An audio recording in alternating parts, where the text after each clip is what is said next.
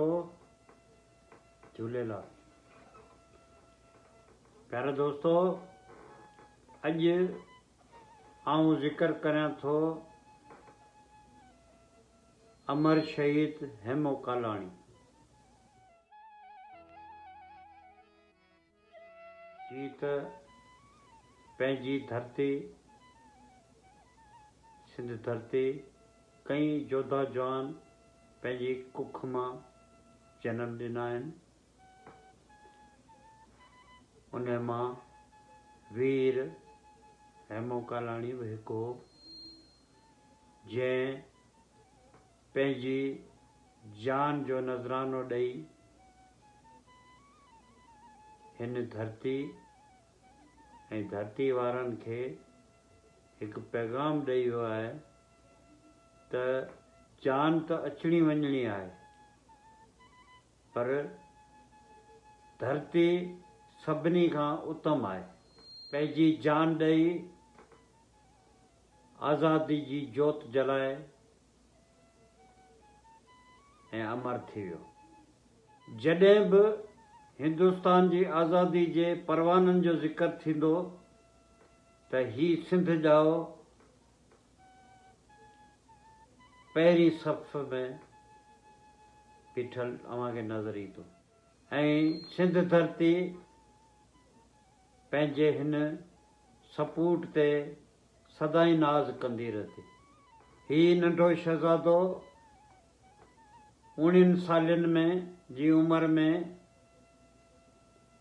पंहिंजो ॻाट ऊचो करे फाही जे फंदे खे चुमी सूरी खे सिंगारे वियो। ही सूरमो हिकु मिडिल क्लास फैमिली सां तालुक़ु रखंदो हो। ही माता जेठी बाई ऐं पिता पेशूमल जे घर में ॼाओ हो। हिन शुरूआती तइलीम प्राइमरी तइलीम सखर में ऐं मैट्रिक बि सखर मां पास कयो। जी त नंढे हूंदे खां ई ही पंहिंजे चाचे जी सोबत में रहियो। हिन जो चाचो देशभक्त हो ऐं आज़ादी जी तहरीक जो सिपाही हो। नंढपिण खां ई जीअं त ही पंहिंजे चाचे सां गॾु रहियो त हिन जा ख़्यालात बि देशभक्ति वारा हुआ ऐं ही जेके बि तहरीकूं हुयूं हुन में वधी चढ़ी हिसो वठंदो हो। दौरान तहरीक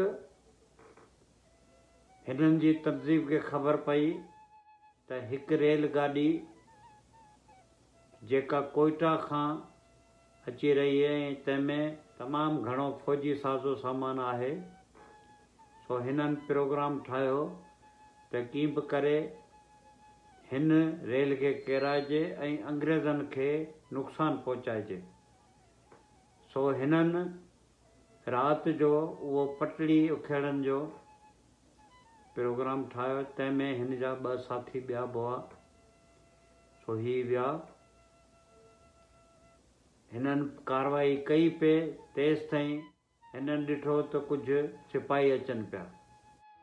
सो हिन मुजाहिद छा कयो जो पंहिंजे साथियुनि खे भॼाए छॾियो ऐं पाण पकड़िजी पियो। हिन खे फ़ौजी वठी विया ऐं हिन ते तमामु घणो तशद्दुद कयो।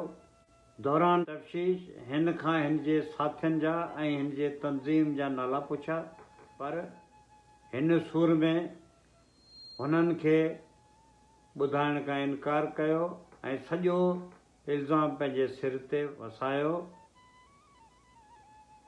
हिन खां अंग्रेज़ सरकार पुछियो त तोखे हिन शइ ते पछताव कोन्हे? हिन चयो मूंखे को पछताव कोन्हे, जेकॾहिं वरी मौक़ो मिलियो त वरी आउं इहो कमु कंदुसि। पोइ फ़ौजी सरकार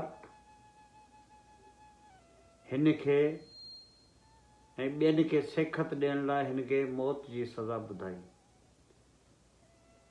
हिन जे अज़ीज़नि हिन जे क़रीबनि अपीलूं कयूं से अंग्रेज़ सरकार रद्द कयूं ऐं सखर जे वापारियुनि मार्शल इख़्तियारियुनि खे इहो चयो त असीं हिन जे बदिले में अव्हांखे सोन तोरे ॾियूं था, हिन खे छॾियो।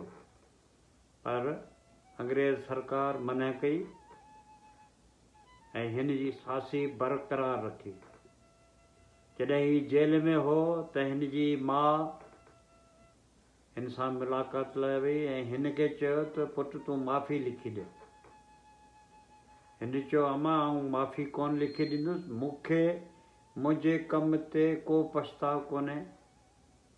जे वरी मुंहिंजो ॿियो जनमु थियो त आउं तुंहिंजे ई पेट में जनमु वठण खे पंहिंजो भाग सम्झंदुसि।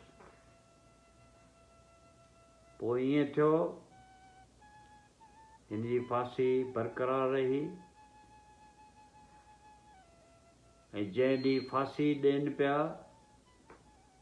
उन ॾींहुं ही मुजाहिद नारा हणंदो फांसी जे फंदे खे चुमी फांसी चढ़ी वियो ऐं तारीख़ में अमर थी वियो।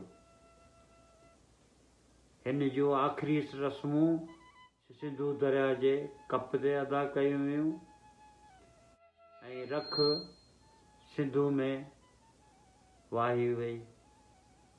ही धरती ॼाओ रख बणिजी सिंधु जी पेट में अमर थी वियो। अॼु बि हिंद सिंध दुनिया सॼी में हिन शहीद जे नाले खे वॾे एतिराम सां वठनि था।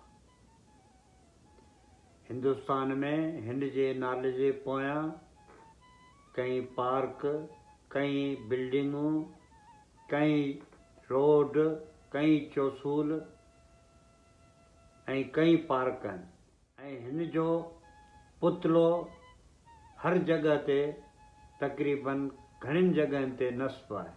मुंहिंजी सिंध गवर्नमेंट खां अपील आहे त महिरबानी करे हिन जे नाले ते के इदारा जोड़ियो जीअं असांजी नई टही खे ख़बर पवे त असांजा वॾा असांजे लाइ सिर कुर्बान करे हलिया विया। सो नालो जेसिताईं सिंध आहे, सिंधी आहे, ओसिताईं हिन जो नालो अमर रहंदो। चङो मोकिलाणी कोन्हे तेसिताईं अलाह वारे।